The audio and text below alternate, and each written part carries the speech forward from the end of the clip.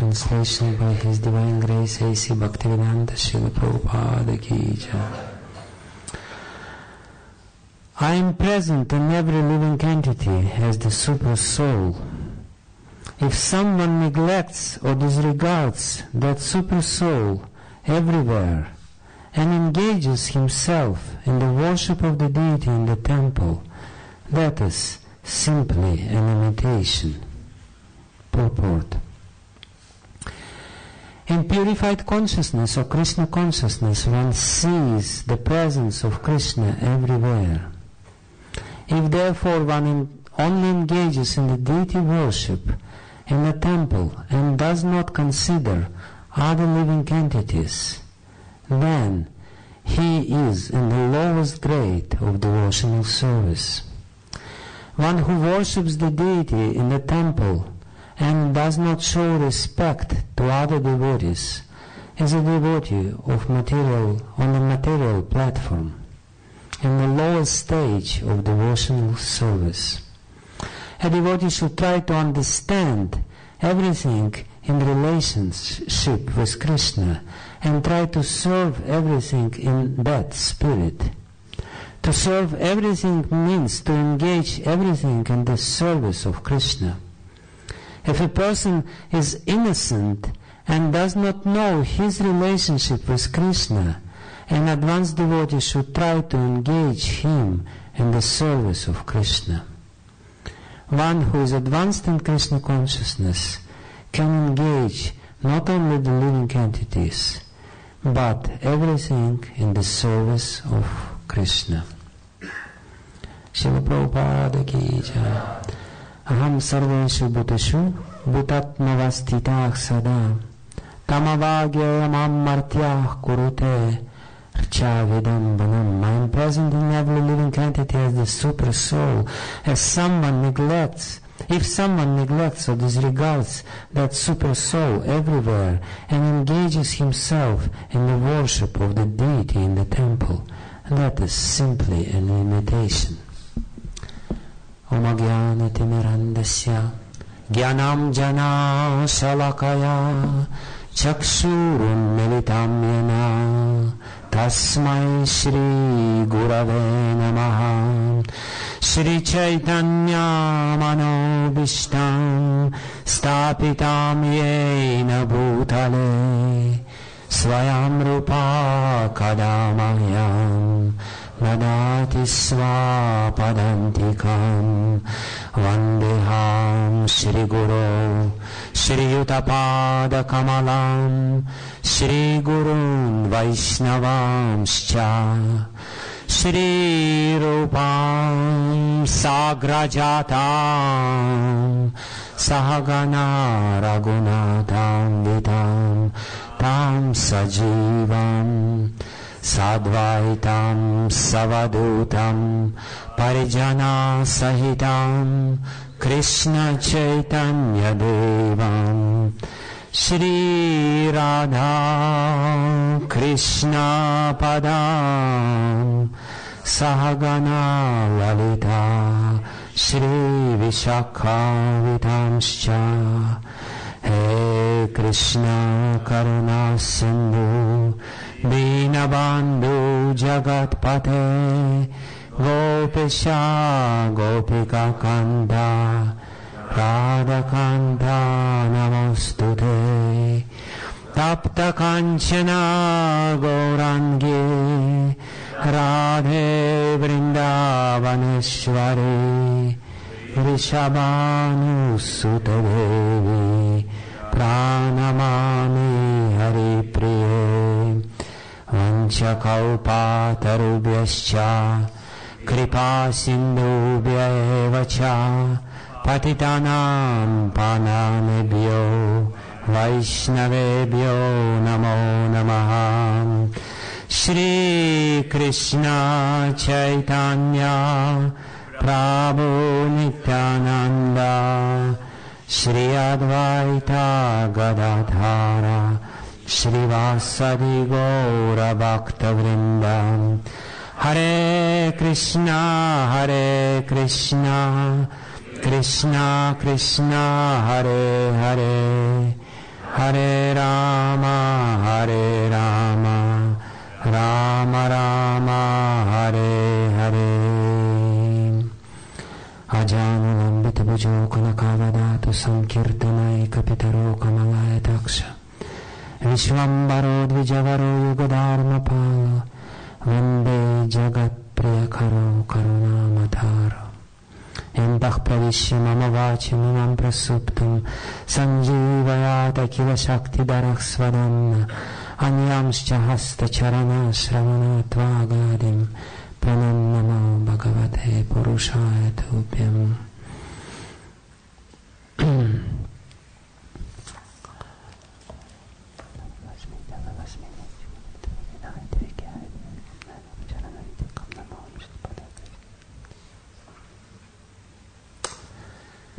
Hare Krishna. So, with your permission and blessings, I will try to say something about this verse and a few other verses from this chapter. This chapter entitled Explanation of Devotional Service is very important for us as practicing devotees, because in this chapter Lord Kapila practically explains everything we need to know about the devotional service and how to achieve the ultimate success in this process. We all know that the ultimate success in this process is the complete satisfaction of the heart. From the very beginning, and this was declared by Srila Suta Goswami when he says Yayatma suprasidati Ahaitukya prasidati Yayatma suprasidati Savaipum sahaparo dharmo.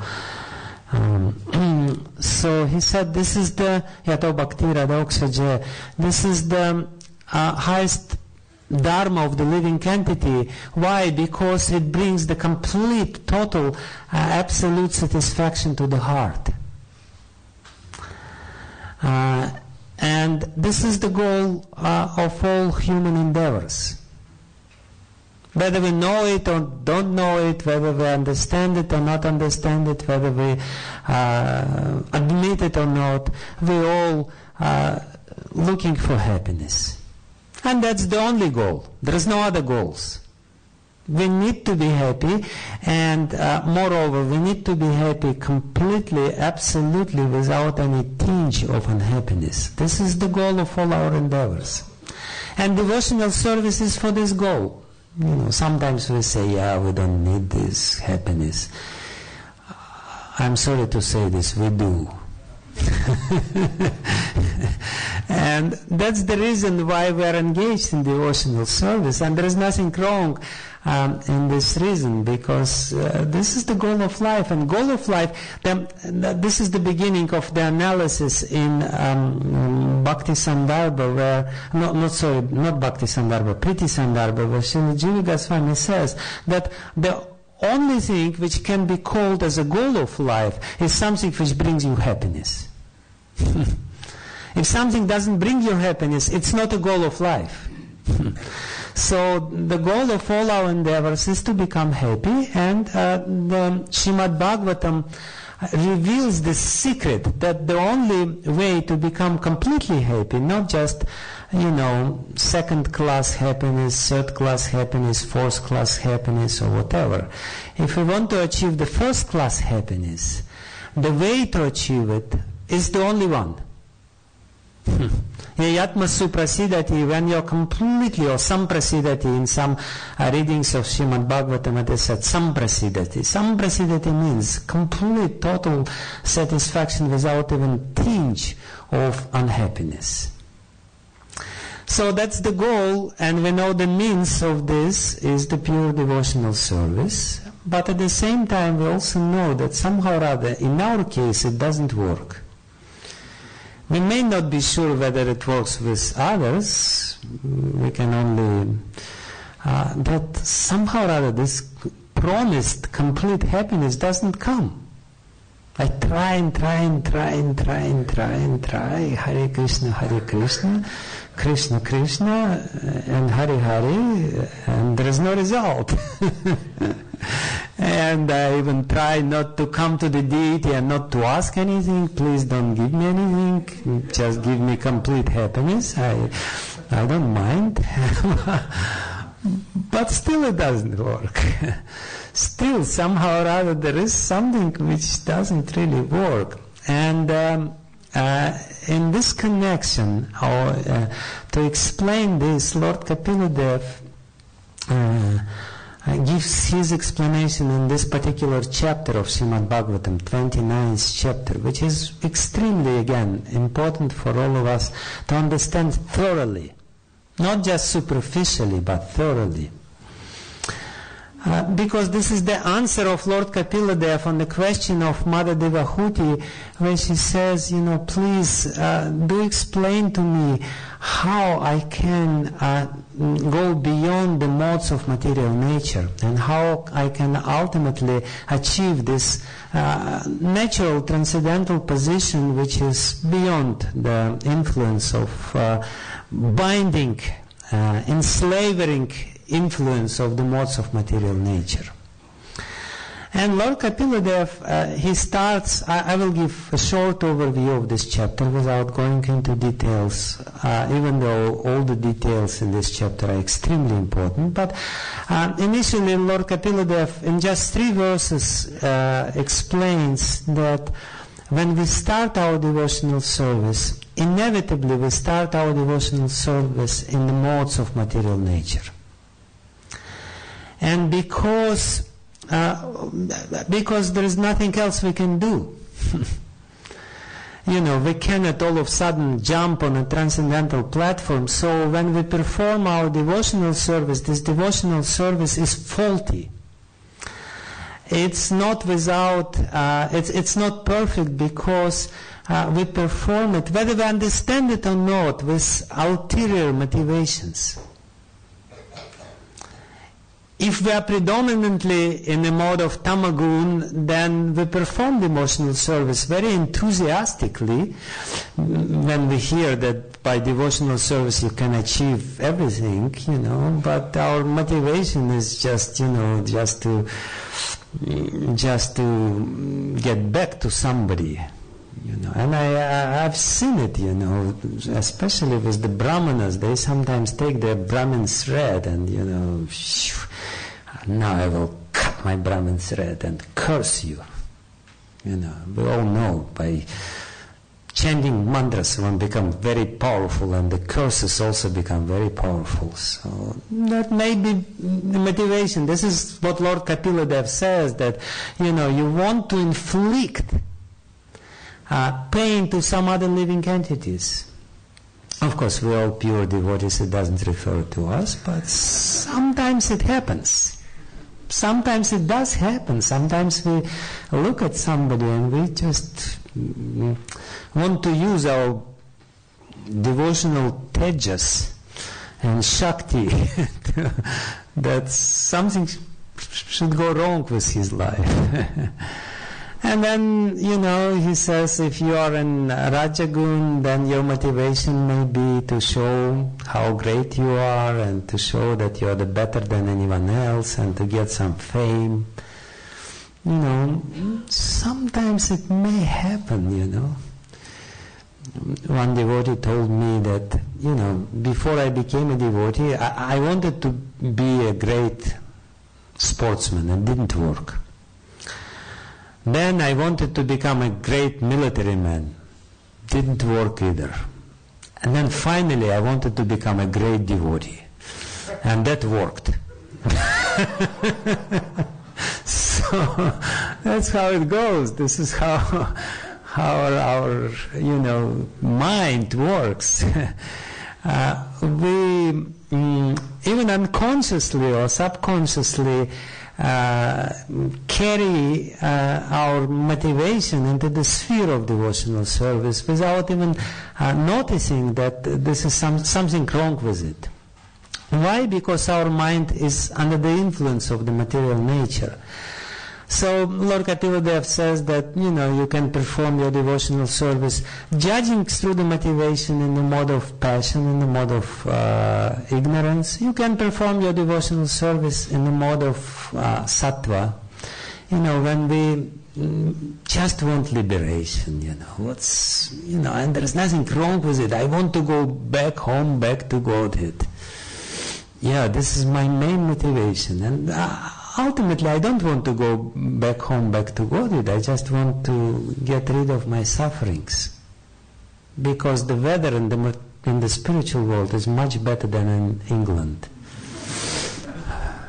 Sun is always shining, and there is not this miserable thing. I'm not speaking about Russia even, so sometimes people wonder why there are so many Russian devotees, because the life is so miserable there. And the weather is so bad. So, we may have this motivation without even noticing it, that we ultimately, because it's so subtle, the distinction between the sattvic motivation and spiritual motivation is very subtle. And sometimes we very easily can mix these motivations. So Lord Kapila explains this, and then he explains the pure devotional service. He explains the characteristic or lakshana of pure devotional service, and he says that when one in the stage of pure devotional service, immediately when one hears about the Lord, his heart is there with the Lord. And he says nothing can stop the stream of our consciousness towards the Lord. If we are on the stage of pure devotional service, there is no stoppage, as much as Ganga cannot be stopped in its or in her passage towards the sea. Nothing can stop Ganga. In the same way, the consciousness of a pure devotee becomes so strong and so there is no impediments on this path. It just carries your consciousness towards the Lord immediately. You just hear Krishna and that's it. You are transported out of this world. You are not in this world anymore. You are with Krishna. Shri Shri Radha Gokulananda ki jai, Shri Shri Sitaram Lakshman Hanuman ki jai, Shri Shri Gaur Nitai ki jai. And he says this is the pure devotional service, the stage of pure devotional service, when even the slightest indication or slightest mention of Krishna completely makes you transcendental to this world. You forget about this world altogether. In Sri Chaitanya Charitamrita there is this beautiful story about Murari Gupta, who was the practitioner in Saddam Hussein's Saddam Hussein almost like this, and the Nawab of Bengal, Hussein Shah. And then, once he came to the court of Shah of Bengal, and he saw that somebody is fanning him with the peacock feather, with the peacock fan, and immediately he lost his consciousness. He just completely forgot himself and forgot this world. Why? Because he just saw this peacock feather. Somehow or other we don't faint when we see that, somebody is fanning Krishna with peacock feather. What to speak about fainting when we see Krishna himself? He just remembered the slightest indication about Krishna completely brought him into another plane of consciousness, in another realm of consciousness. And to prove that this is the highest state of consciousness, this consciousness which is the characteristic which he gives, the pure devotional service, the state of consciousness is the highest. Lord Kapila Dev gives an example. He says, the proof of this, that this is the highest, is that such a devotee, even when he is offered liberations, 4 kinds of liberations, 5 kinds of liberations, he just rejects it. He says, I don't need it. Somebody comes to you and says, would you like to go to the spiritual world? And you say, no, I don't need it. I'm happy here. It doesn't matter for me whether I'm there or here. I'm already happy. There is nothing I can achieve more than I already have. So when somebody offers to you this liberation, you reject it. And this is to show, to indicate how elevated state of consciousness it is. You don't need anything else. What to speak about, trivial material happiness. Even the spiritual happiness you don't need, because you already have everything which you need. And then, of course, Lord Kapila Dev, explaining that this is the highest state of consciousness, he gives in just a few verses. I believe it's 4 verses. In the 4 verses, he gives a complete sadhana. We may come to these verses tomorrow when we will speak about the cure of the disease. In just a few verses, he gives a very beautiful delineation of sadhana. It's very interesting how he describes what one is supposed to do or should do to achieve this state of consciousness.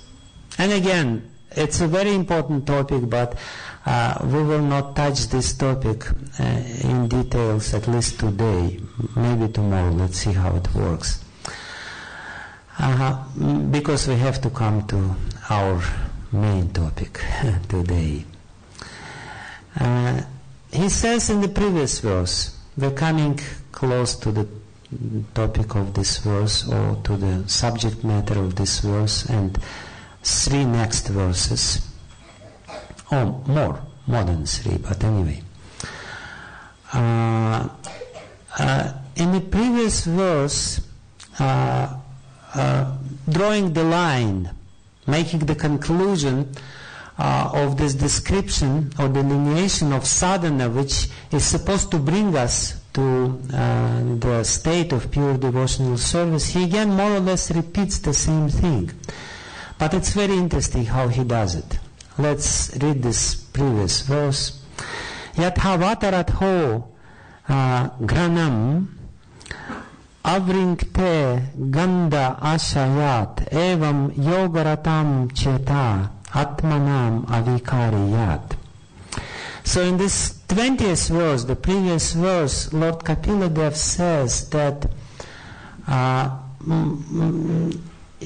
if you achieve this state of pure devotional service through the practice or through the sadhana, which was described by him before, then what happens with you? He says that as the chariot of air carries an aroma from its source and immediately catches the sense of smell, similarly, one who constantly engages in devotional service in Krishna consciousness can catch the Supreme Soul who is equally present everywhere.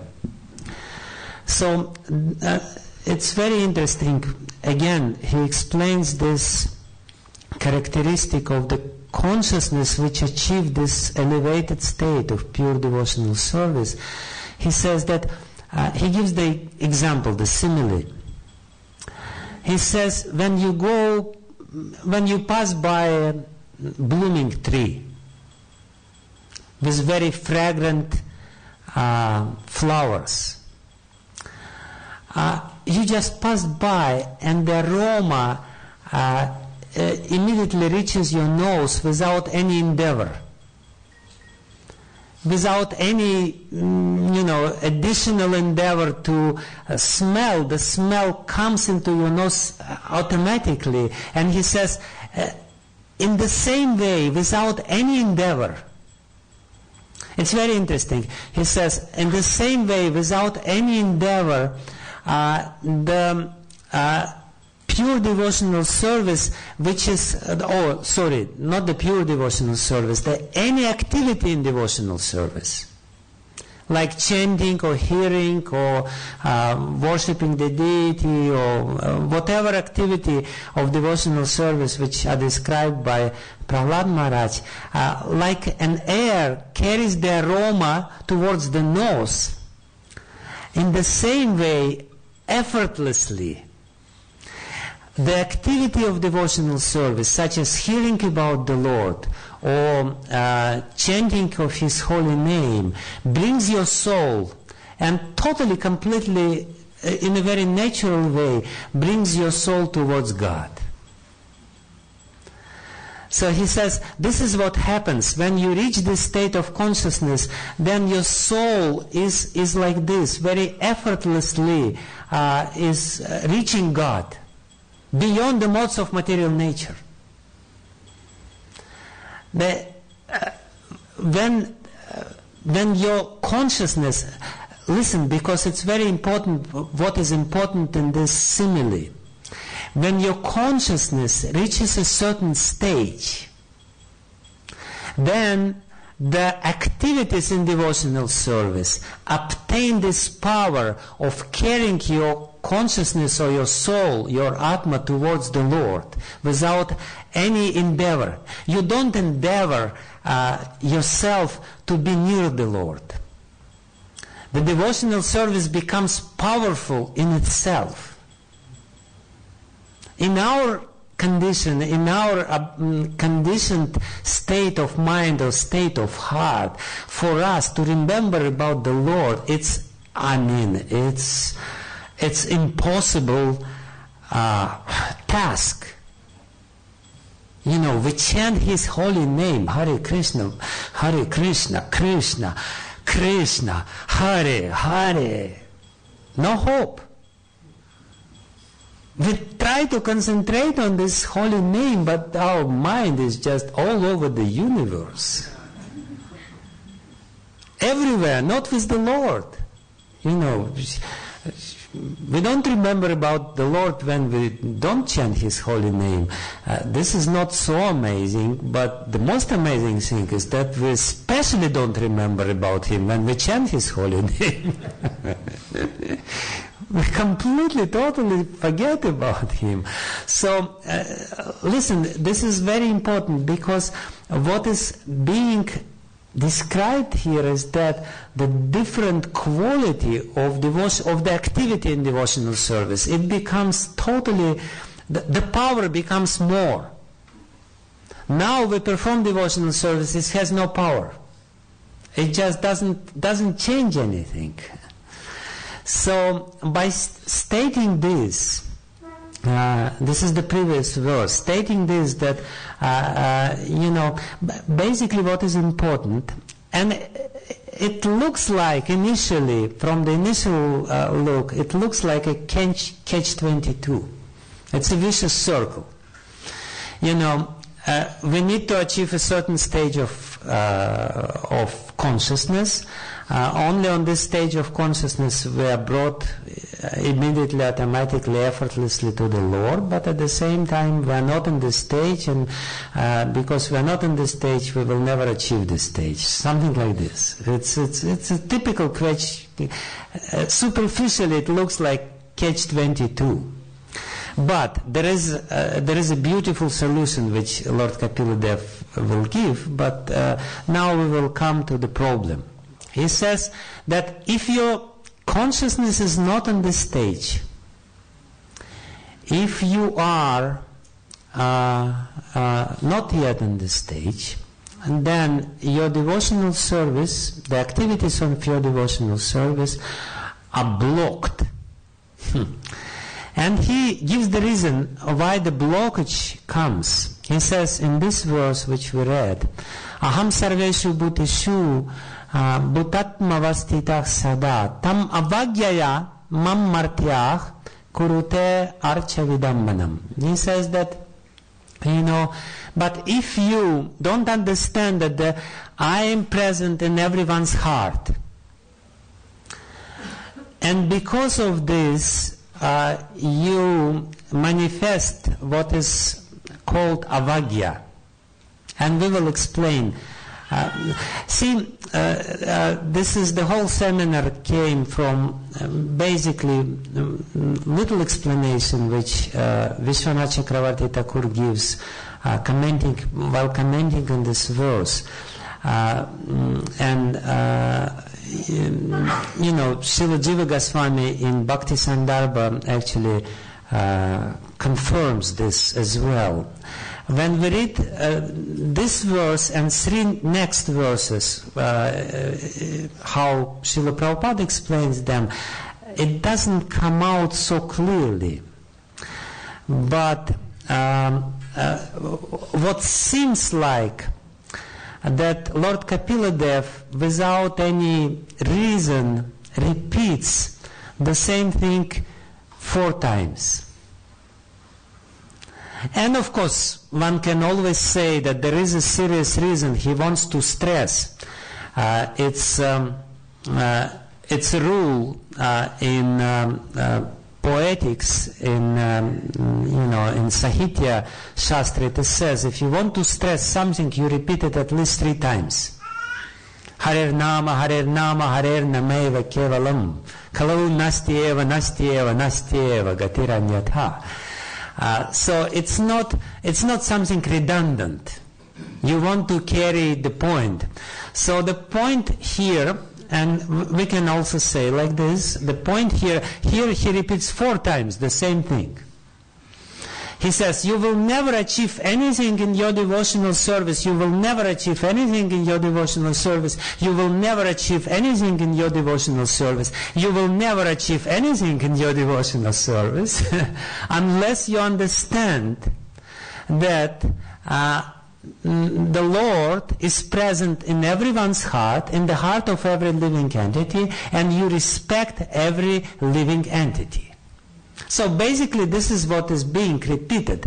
But Vishwanath Chakravarti Thakur and Jiva Goswami in Bhakti Sandarbha as well, while commenting on these verses, says that ultimately, actually, Lord Kapila Dev here explains 4 stages of manifestation of our original disease of envy. The problem we are dealing with is this disease of envy. Because of this envious nature, which we all have, our devotional service, even when we start this devotional service with good intentions, does not have the powerful effects which are described in Srimad Bhagavatam. And Lord Kapila Dev now is trying to explain how this disease manifests in our heart. And that's very important for us to know, because it starts very innocently. This particular verse, as much as cancer, the deadly disease of cancer, has 4 stages. And in initial stages of cancer, you can easily kind of control it or bring it down if you're lucky. If you initially catch in the beginning stages of cancer, if you catch this disease, you can really cure the disease. In the same way, Lord Kapila Dev explains that there is a very slight manifestation of envy in the beginning. And here he says that the slight manifestation of envy towards other living entities, he calls avagya. Avagyaya, here it's in the case of, how you say this, in instrumental case. Tam avagyaya. He says that the first thing, and in these 4 verses, series of 4 verses, he gives the 4 stages of manifestation of this original disease, he gives the 4 corresponding results which we get if we manifest this disease, progressively more and more severe. So he says here, avagya. Avagya, the second stage is upeksha, the third stage is dvesha, and the fourth stage is avamani or ninda. So this is the four manifestations or 4 stages of manifestation. And he says that initially avagya means basically ava, the prefix ava means down, like in the word avatar. Avatar means somebody who comes from the higher plane to the lower plane to save us. He's coming. The Lord is coming. Avatar. So in the same way, or avaduta. Avaduta means you give up your, taking shower in the morning. Literally, the one who is avaduta. Duta means to shower, to clean yourself, and avaduta is somebody who is really unclean. I mean, avaduta, the one who is beyond all these rules and regulations. So in the same way, avagya, gya we know, we all know what gya means. Gya means to know. Avagya means to know from, or to look at somebody, or to know somebody, or to see somebody from little above. You just look at somebody and you see, he's just, I am superior than him. This is this kind of haughtiness, or how you say this, this little pride, when we look little down, very innocently, we look somebody and says, yeah, of course I'm better than him. And very quickly our mind will give us 108 reasons why I'm better than him. Of course I'm better. I'm younger or I'm older. It doesn't matter. It depends. I'm more beautiful. I'm more knowledgeable. I'm this. I'm that. And I'm chanting. I'm engaging in devotional service in a much better way, or whatever it is. So this avagya, this attitude, very important attitude, which is very innocent in one sense, we're not doing anything, we're not saying anything, we just look little down. Not even so much down, yeah. Poor fellow. With compassion. Who he thinks he is, So, Lord Kapila Dev says, very interestingly, he says that somebody who is worshipping me, kurute archa, he's doing this archa, he's worshipping me, but he at the same time does not appreciate that I am in the heart of this living entity and does not show the respect for him. I will say about the result of this attitude a little later. But first I wanted also to say, to tell a little story in this regard. This is a very famous story in Vraj, which is beautifully depicting this sort of problem which we all have. How innocent that may appear to us in the beginning, and how detrimental it is for our devotional service. This story, perhaps some of you heard this story. The story is that there was a man from Bengal who once came to Vraj. He was a very, gentleman. He was from a very aristocratic family. He was very knowledgeable. His whole life he was practicing devotional service. He was studying, Srimad Bhagavatam.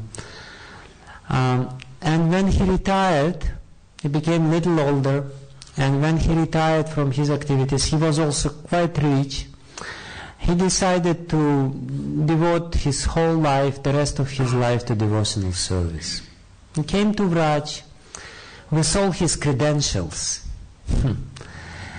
And he decided to find some Siddha Mahatma in Vraj and get initiation from him and perform devotional service under the able guidance of the Siddha Mahatma. And finally he found a very elevated devotee in Radhakund who was performing his bhajan. And he was coming to him again and again and again, begging to give him initiation. And this devotee, he immediately caught this little disease. He's proud. He gave up everything, and you may say that he had so many reasons to be a little proud. He was not so much proud, he was little proud. He was from Brahminical background, he was very knowledgeable, he knew Srimad Bhagavatam practically by heart, he knew everything, his whole life, he led a very clean life. He renounced everything. He came, he wants to something again, but the Siddha Mahatma rejects him again and again and again and again and again. He comes again and begs, please give me initiation. He said, no. He comes again, no. He comes again, he says, bring recommendation from the mentorship system.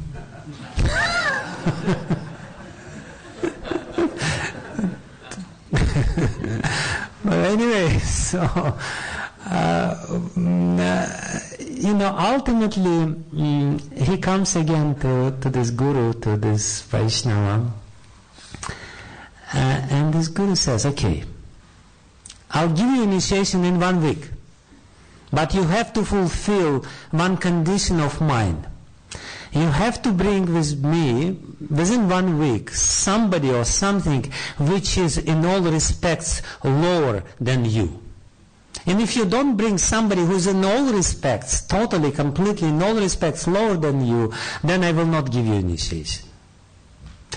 This person, he thought, oh, that's an easy task. Why should I wait for 1 week? I can just take anyone from the street and bring to him. What's the big deal? But anyway, he took it seriously. That was an order of his proposed guru. He took it very seriously, conscientiously, and initially he thought, let me go to this Bhangi community, to this low-class community of people, sweepers and people like this, living in Vrindavan. And I find somebody, I'll bring him, I'll give him some prasad and he will come to me, So he comes there, he goes there, he thinks a little bit, and then he thought, he finds some sweeper, and then he thought, I can bring this guy to him, but is he really in all respects lower than me? Yeah, I'm more aristocratic, I'm perhaps more renounced, this and that, but this guy, his whole life he was living in Vraj. And his whole life he's taking the smell of Vraj, of the dust of Vrindavan, in his nostrils. And he's, no, this will not work, I need to find somebody else. So he's looking for somebody else, and he chooses this. Then he says, maybe I can bring some animal to him. Animals are definitely much lower than myself. And then he says, I'll bring some cow to him. Yeah, but then, no, it doesn't work, Cow is better than me, because cow is just, giving milk without even expecting. Cow is better than me. He says, dog. But then he says, no, dog is, let's be sure, let's find somebody who's really lower in all respects. For 1 week he is engaged in this intense meditation. He practically looks at everyone whom he sees and tries to compare, and somehow or other, by the mercy of his guru, he sees that he is better than me in this respect, or in this respect, or in this respect. Ultimately the whole week passed. He couldn't find anyone. He goes in the morning and answers the call of nature, and he sees his own stool. And he gets a brilliant idea. Why don't I bring my stool to him? Obviously, it's lower than me in all respects. But then, then he thinks, it won't be so nice if I bring my stool to him, because basically it's my own creation. I ate some nice prasadam, and this is what I made out of this prasadam. And then he sees a little worm crawling out from the stool, and he feels, that's it. I will bring this little worm, because this worm cannot be better than myself. And then he again starts singing, and then he says, I ate nice prasadam, I turned it into stool. This worm will eat this abominable stool and will turn it into something nice. He is definitely better than myself. So he comes in complete desperation to his guru. He offers dandavat. He says, my dear Guru Maharaj, I couldn't find anyone who is lower than me in all respects. Guru Maharaj says, okay, now you are ready for initiation. Only now, because real devotional service starts when you have this attitude. Before that, as Lord Kapila speaks in this verse, our devotional service is vidambanam. And vidambanam, archa vidambanam, or whatever we do, it may be japa vidambanam, or it may be kirtan vidambanam, or shravanam vidambanam. Vidambanam, here Srila Prabhupada translates it as imitation, but vidambanam also means pretense. So what Lord Kapila here wants to say to us, and this is very important because this is the result of this haughtiness or this arrogance which we may have. I mean, very innocent arrogance. Again, I want to stress it, because for ourselves it may seem very innocent, well, I don't do anything bad to this person. The Lord who is in our heart sees our devotional service. If we manifest this attitude as vidambanam, and as I said, vidambanam means pretense. And the result of such attitude is that our pretense grows more and more and more. And we may notice it within our heart because we commit offense. Vishwanath Chakravarti Thakur, explaining this verse, he says that because of this offense, because of this slightly offensive attitude towards other living entities, because we are not totally, completely respectful towards other living entities, because of this, our devotional service becomes sankochita. Sankochita means it becomes withdrawn in itself. The devotional service loses its potency. We heard so many times, holy name is so potent. Yeah, but just somehow or other doesn't manifest its potency for us. Why? Because of the offense, sankochita. it just withdraws its power, and then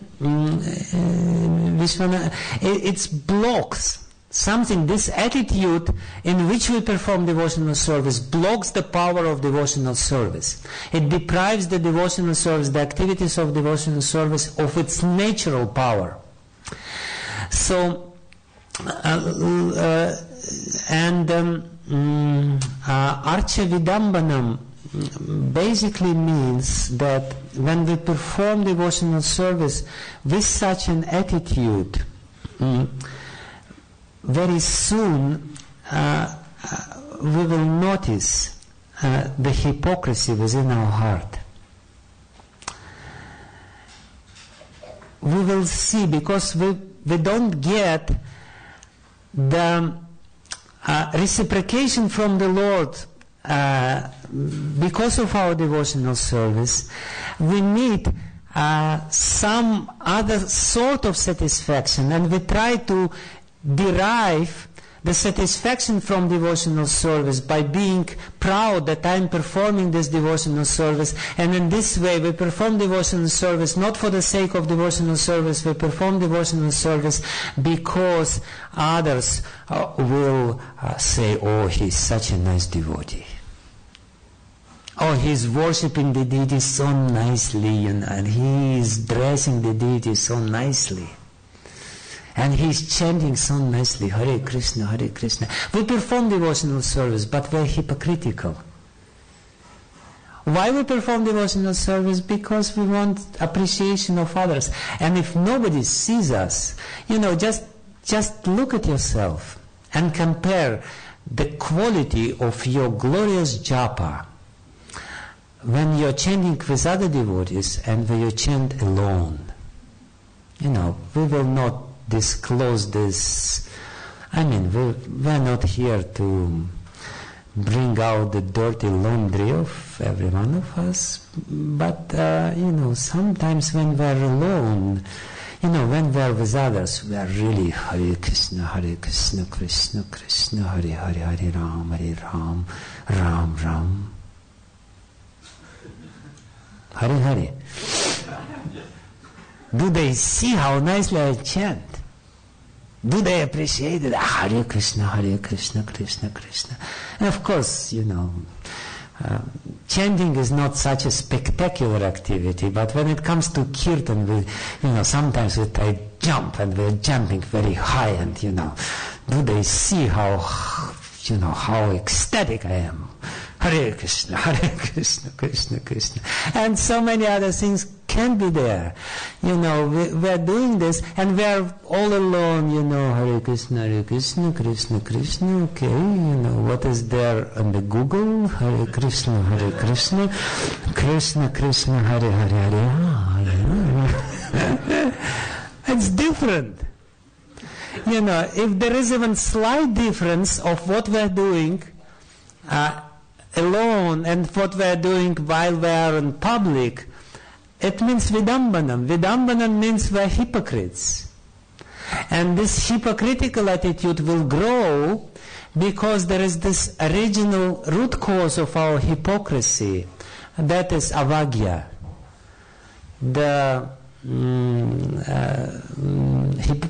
Not hypocritical, but the disrespectful attitude towards others. And as I said, this is the first stage of disease. At this stage of disease, it's easy to catch. If you understand that this is a problem and you try to rectify it by really, as Prabhupada says, Prabhupada gives a very important advice here.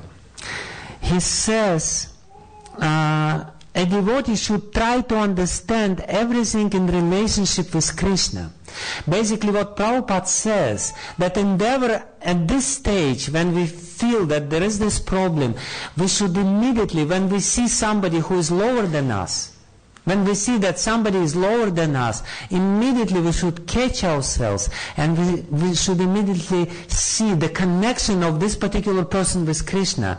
And if he is connected with Krishna, how is he lower? He's a part of God. How is he lower than us? He's the manifestation of God. And if we see this material nature, and we see this material nature is connected with God, how we can exploit this material nature? It's worshipable. This attitude, which Lord Kapila Dev will repeat many times, even after these verses, he will explain to us that everything is the object of worship for us, not the object of exploitation, even subtle exploitation when we look down at these things. So Prabhupada, he gives a very nice advice. If we caught ourselves in this attitude, we should again try to bring to our consciousness that this is connected with God. Anyway, let's go further. Our time is running. I only described the first stage. Anyway, the second stage, in the second verse, in the 22nd verse, it is explained by Lord Kapila Dev. It is specifically, it doesn't say, this word doesn't, one who worships the deity of Godhead in the temple, but does not know that the Supreme Lord as Paramatma is situated in every living entity's heart, must be in ignorance and is compared to one who offers oblations into ashes.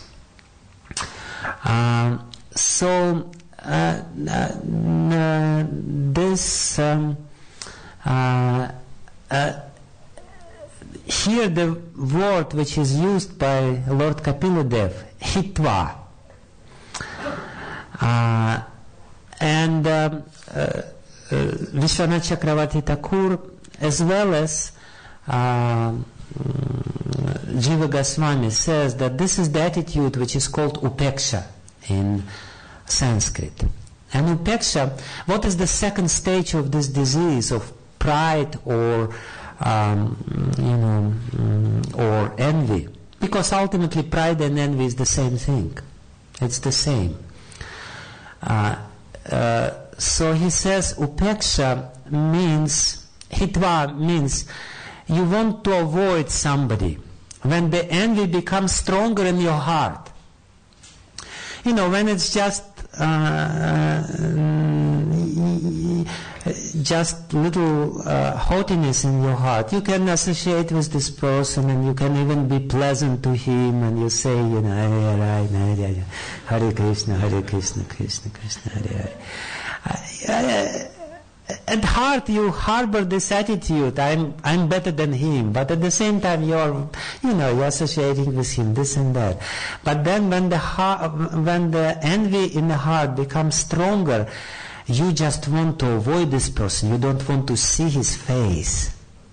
You see him from far away, and you just turn yourself and go in a different direction. You just don't want to go close to him. And you explain to yourself that, I'm okay. I don't do anything to him. I just don't want to see his face. That's the only problem. And it's better if he is somewhere else, better in South Africa or somewhere else. Or if he doesn't leave this place, I will go to South Africa. Upeksha basically means you want to avoid this person, you don't want to see him, because just by seeing him you feel that something is, some very unpleasant feeling manifest in your heart, and you feel, how I can be such a, and he calls himself a devotee, this is just too much. He's such a pretender. It's not him as a pretender, you are a pretender. Because you allowed this disease to come to the second stage. You consciously justifying yourself that, he's bad. And at the same time, you're justifying this attitude. You says, he did something wrong. He did something wrong to me. That may be. The Lord is still in his heart. And Lord Kapila says, as I promised to you, there will be 4 stages of disease and 4 subsequent results. Lord Kapila in this particular verse says that the result of such an attitude, even if there is one person to whom you harbor such an attitude, that you don't like him, you don't want to see him, you just want to avoid him as much as possible, and he's a devotee at the same time. Or even if he's not a devotee, if you harbor this sort of attitude, then the result of it, as Lord Kapila says, basmani va juhoti sah, you Maudyat, he says, such a stupid fellow. He calls such a person stupid, Maudyat. And he says the result which he gets is the same result as a stupid person who pours ghee into the ashes. We know that this is a powerful, it's maybe not the example appropriate to us because we pour ghee into the fire and still don't get any results. We know yagya sacrifice doesn't have so much result nowadays. But he gives this example to somebody who is used to efficiency of fire sacrifice. But he says, if you are so stupid and you pour ghee into the ashes, you will not get any results. So basically what he says, that if you have such an attitude, your devotional service will have 0 result. Shunya. What happens in this case, and we sometimes feel it, don't we? Sometimes we feel it, I chant and I chant and I chant and I chant, and what is the result? 0. 0. No result. I'm just more or less running in the same place, like in the gym, in this machine, you're running and running and running, and where you are, you don't move. You're in the same place. But doing and doing and doing devotional service, Lord Kapila says, that's the result of this attitude. If you don't consciously try to understand, as Prabhupada explains, that everyone is connected with the Supreme Lord, and therefore he is worthy of my respect. The respect may manifest differently. I don't have, in one of the previous verses, Srila Prabhupada says, you have to respect every living entity and you have to worship every living entity. He says, it doesn't mean that you have to embrace the tiger. If somebody has this tiger nature, you may respect him from a safe distance. But you still respect him. The distance may be there. There is nothing wrong with the distance. What is wrong is the attitude of hatred, which is in the second stage. And I saw so many people who have this sort of attitude, and they more or less leave the devotional service because they don't feel that this is efficient. Nothing happens, no progress. So let's go quickly because we're really late. But just in a few words, I will explain the problem with these 2 other verses, or described in 2 other verses. So first is avagya, second is upeksha. The third one is ninda. Ninda,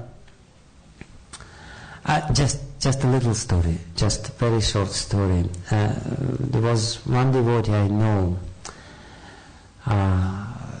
in connection, illustrated this second attitude. He had this nature. And he was worshipping the Lord. He had his own personal deity, Shalagram Shila, and he was worshipping very conscientiously, trying to do everything, but at the same time he didn't change this attitude towards others. And ultimately he came to me. He committed a very severe crime. And he came to me and he said, this devotional service doesn't work. I was worshipping him very nicely. I was doing everything, 16 upachar, this and that. I was doing everything. I was praying to him, please, please, please, please. But there was no reply. There was no answer. So that's exactly what Lord Kapila says. If somebody has this attitude towards other living entities, there will be no answer from myself. You will perform your devotional service, nothing will happen. Anyway, very quickly, the two more stages of this disease of envy. The third stage, which is practically impossible to cure, as much as it is practically impossible to cure the third stage of cancer. The third stage is called Dvesha. And Lord Kapila,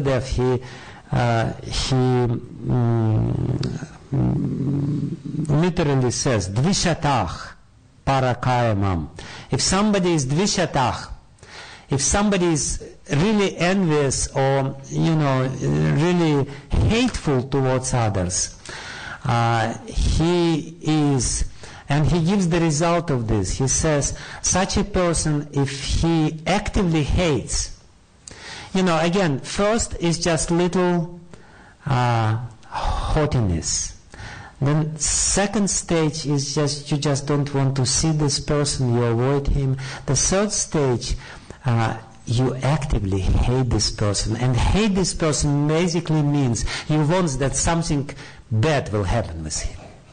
You really want. And sometimes you even pray, my dear Lord, let him understand. I'm not saying it for myself, but let him understand that, he's not a devotee. He's... do something. Show to him that he cannot do this to me. I had one example. There was one very famous preacher in Russia, devotee, still is. He was in ISKCON, not in ISKCON anymore. Went away, but manifesting his prowess. When there was this court case against Bhagavad Gita, against ISKCON in Tomsk, you all probably know about this. This person publicly in the internet says, this is Krishna is punishing them because they offended me. And they will suffer because of this. See, this is the active dvesha within the heart, active hate. Let them be bad, but they will understand that they did something wrong to me. And Krishna says, Kapila Dev says, very importantly, that as a result of such an attitude, what one can get, such a separatist. Separatist means he doesn't understand that if somebody suffers, if somebody gets something wrong or some suffering, he doesn't feel for himself. Separatist means somebody is suffering and I don't feel that he's suffering. I'm happy that he's suffering. This is the hatred. And he says, such a separatist will never find peace, will never attain peace. That's the result of such an attitude. You will always, if you have, and I'm sure we all have this experience, if somebody inflicted some pain to us and we developed this sort of hatred towards him, we can only think about this person. We chant Hare Krishna, we think about whom? About him. Or about her, you know. And he did this, and he said, why did he say this? And we cannot just stop it. The mind is totally agitated. It's always goes in the mind. And you try to, you know, very loudly chant Hare Krishna, but the mind is more loud, you know. You know, no peace. Because the hatred is there. And that's why I said it's practically impossible to control.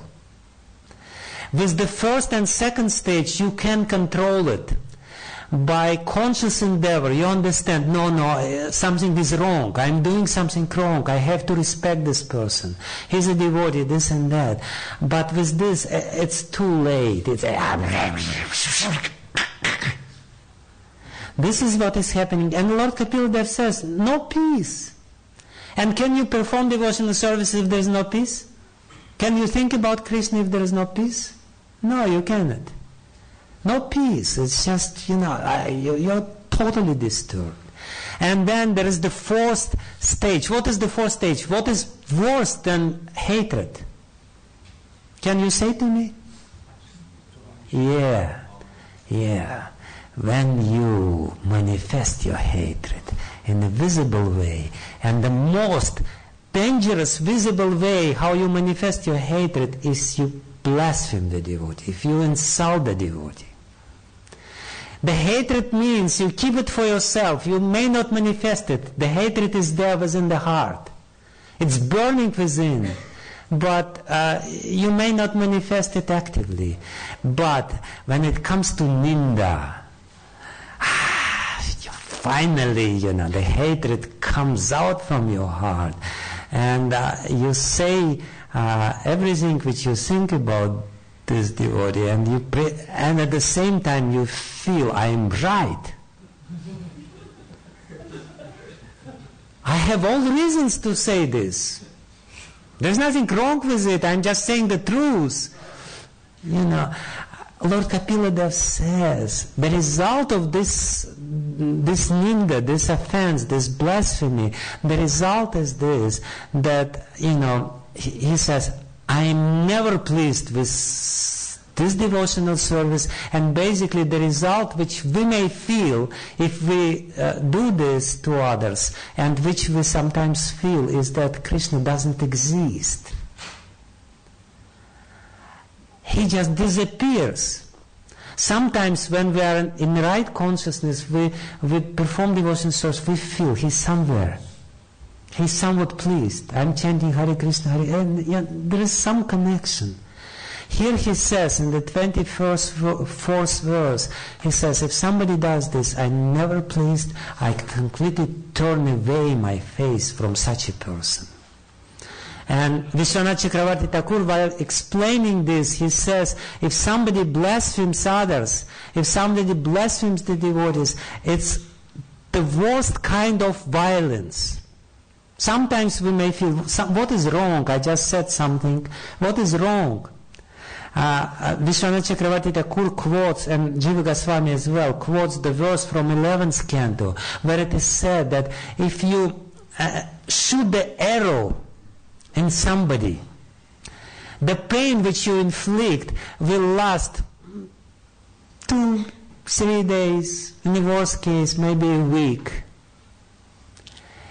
If you shoot the arrows of your insulting words, the pain which you cause to such a living entity will be with this living entity for years and years and years. And after so many years, he will be dying, and he will remember the pain which you inflicted to him. He says that the arrows of insulting words is much worse than the real arrows. And the example of this we all know, Draupadi, you know, she just laughed a little bit, and she said, you know, like father, like son. Duryodhan, he just fell in some pool of water, being little envious, And Draupadi started laughing and laughing. Like father, like son. Because of this, the whole war broke. Because of this little laughter. Duryodhana was remembering this all the time. You know, we may forget the pain when we sleep. The pain which is inflicted by the insults, you will remember in the sleep. All the time, it's there. You know, it's so painful. Duryodhana was so insulted. Of course, we know in the 10th canto of Srimad Bhagavatam it is said that Maharaj Yudhishthira was trying to stop Draupadi, but Krishna encouraged her. He said, yes, please do it. It's okay. It was according to the plan of Krishna, but the point is that, you know, we have to really understand how much pain we can inflict to other living entities by insulting them.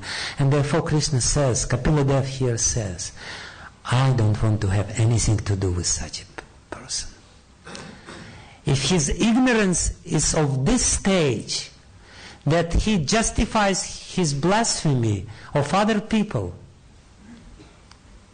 by some reason or another, you know, I don't want to have anything to do with this, and he is condemned because I turned away from them. So that's the 4 stages of disease, the problem which we all have, one way or another. We all have this enmity in our heart towards others, but at least in the beginning we can check it to a certain extent. We should never allow ourselves to, or justify ourselves, because there are so many justifications we may have to bring it to the 3rd or 4th stage. At least first 2 stages are okay. But then Lord Kapila Dev will give a very beautiful solution to this, which may seem, again, superficially may seem contradictory to what he says, but it's beautiful, and I wanted to share it with you, how it works. So this is, that's it. Thank you very much.